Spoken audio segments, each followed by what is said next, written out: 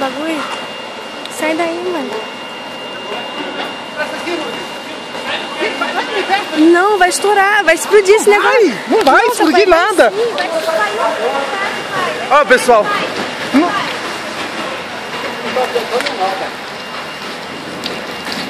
Pior aquele caminhão ali, cara, ó. Tá descarregado. Ah, mesmo assim, perde o caminhão.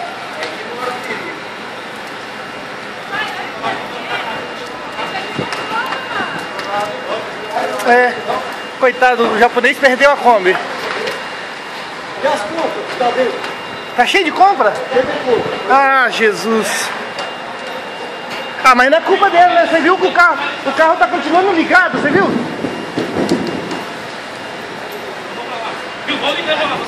Ei, o tanque tá cheio?